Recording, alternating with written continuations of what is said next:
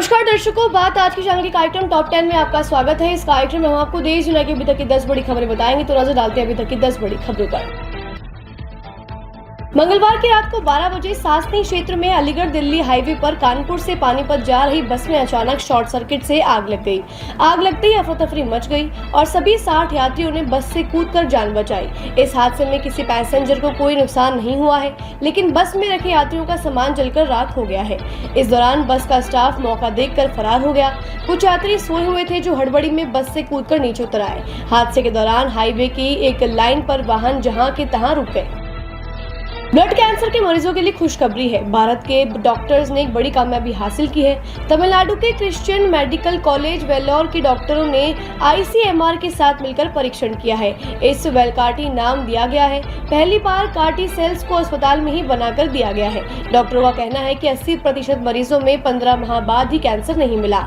ICMR के मुताबिक ये ट्रायल दिखता है कि कैंसर का इलाज सस्ता, तेज और मरीजों के लिए करीब जैसे किया जा सकता है, जो वैश्विक स्तर पर भी अहम है। ये सफलता ICMR और CMC वेल्लूर के क्लिनिक ट्रायल में हासिल हुई है। विदेशी मिसाइलों के हमले से बचाव को लेकर ट्रंप ने ऐतिहासिक ऐलान करते हुए कहा है कि हम golden dome missile defence shield के बारे में ऐतिहासिक घोषणा कर रहे हैं। यह कुछ ऐसा है जो हम चाहते हैं। रोनाल्ड रीगन, जो अमेरिका के 40वें राष्ट्रपति थे, इसे कई साल पहले ही चाहते थे, लेकिन उनके पास उस समय तकनीक नहीं थी। उन्होंने कहा, अब America golden dome missile defence shield की मदद से विदेश हमलों से बचाव करेगा। इसकी लागत करीब $175 बिलियन आएगी। पश्चिम बंगाल के मुर्शिदाबाद में हुई हिंसा पर चौंकाने वाली रिपोर्ट सामने आई है। हाई कोर्ट की तरफ से गठित जांच समिति ने रिपोर्ट में कहा कि हिंसा के दौरान हिंदुओं को निशाना बनाया गया और हिंसा के समय राज्य की पुलिस मूक दर्शक बनी रही। जांच समिति के मुताबिक हिंसा में तृणमूल नेता शामिल रहे। विधायकों के सामने ही घरों में आग लगाई गई। TMC विधायकों ने हिंसा को भड़काया। इस रिपोर्ट के सामने आते ही ममता बनर्जी की सरकार डर गई है। हिंसा की जाँच के लिए कोलकाता हाईकोर्ट की ओर से गठित 3 सदस्यीय जाँच समिति ने अपनी रिपोर्ट में यह बात कही है। वक्फ संशोधन विधेयक के विरोध में यह हिंसा भड़की थी।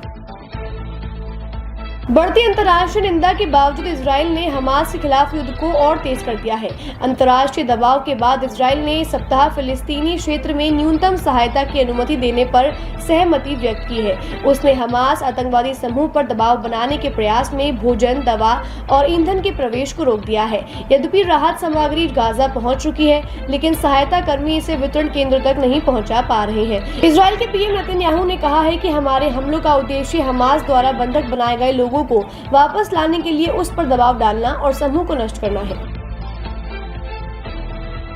रूसी राष्ट्रपति व्लादिमीर पुतिन यूक्रेन के साथ आगे बातचीत को तैयार है। रूस ने कहा है कि वह यूक्रेन के साथ आगे की बातचीत के लिए तैयार है और संभावित शांति समझौते को लेकर एक ज्ञापन पर काम करने को प्रस्ताव करेगा।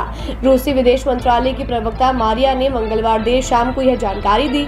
मारिया ने कहा है कि रूस ने एक बार फिर संकट का अंतिम और न्यायपूर्ण समाधान प्राप्त करने की अपनी इच्छा को दोहराया है। उन्होंने कहा कि संघर्ष के समाधान की दिशा में कोई भी प्रगति तभी संभव है जब उसके मूल कारणों को संबोधित किया जाए। मारिया ने कहा कि समझौते की मुख्य शर्तें संभावित शांति समझौते की समय सीमा और यदि कोई सहमति बनती है तो युद्ध विराम से जुड़ी शर्तों सहित कई पहलुओं पर सहमति आवश्यक है। राजीव गांधी की पुण्यतिथि पर सोनिया, राहुल गांधी और कांग्रेस अध्यक्ष मल्लिकार्जुन खड़गे ने वीर भूमि जाकर उन्हें श्रद्धांजलि अर्पित की। वहीं पूर्व प्रधानमंत्री राजीव गांधी की 34वीं पुण्यतिथि पर प्रधानमंत्री मोदी ने अपने ट्विटर पर लिखा, पूर्व प्रधानमंत्री राजीव गांधी को श्रद्धांजलि अर्पित करता हूं।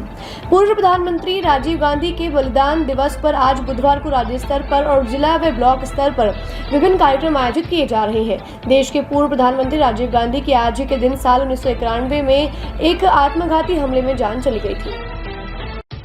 भारत ने ऑपरेशन सिंदूर के बाद अब इसकी सफलता और पाकिस्तान की काली करतूतों को पूरे विश्व के सामने लाने की तैयारी कर ली है। इसके लिए भारत सरकार ने 7 डेलीगेशन में सांसदों को शामिल किया है। उनमें से 2 प्रतिनिधि मंडल आज बुधवार को विदेश रवाना होंगे। पहला प्रतिनिधि मंडल JDU के कार्यकारी अध्यक्ष संजय झा के नेतृत्व में जापान रवाना होगा। ये delegation Japan, Indonesia, Malaysia, south Korea, Singapore का दौरा करेगा। वहीं दूसरा डेलीगेशन का नेतृत्व शिवसेना सांसद श्रीकांत शिंदे करेंगे। उनके साथ BJP नेता बांसुरी स्वराज, सस्मिता पात्रा, मनन कुमार मिश्रा, अतुल गर्ग, SS अहूवालिया और सांसद ET मोहम्मद बशीर भी होंगे। यह टीम पहले UAE जाकर फिर कांगो, सियरा लियोन और अंत में लाइबेरिया का दौरा करेगी।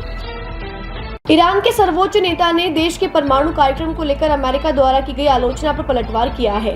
ईरान के सर्वोच्च नेता ने मंगलवार को कहा कि यूरेनियम संवर्धन के लिए तेहरान को किसी की इजाजत की जरूरत नहीं है। उन्होंने कहा, जिन देशों ने परमाणु बम बनाए उन्होंने किसी की इजाजत ली थी क्या?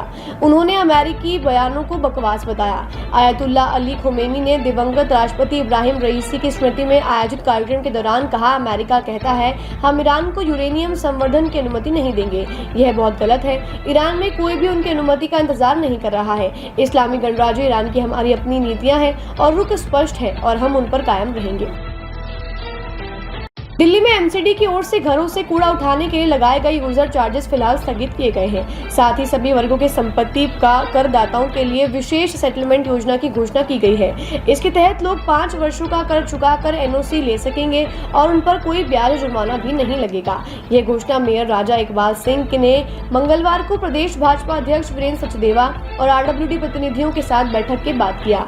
वीरेंद्र सत्या ने कहा कि यूजर चार्ज आम आदमी पार्टी ने बिना किसी सार्वजनिक विचार विमर्श और कानूनी प्रक्रिया के लागू किया था।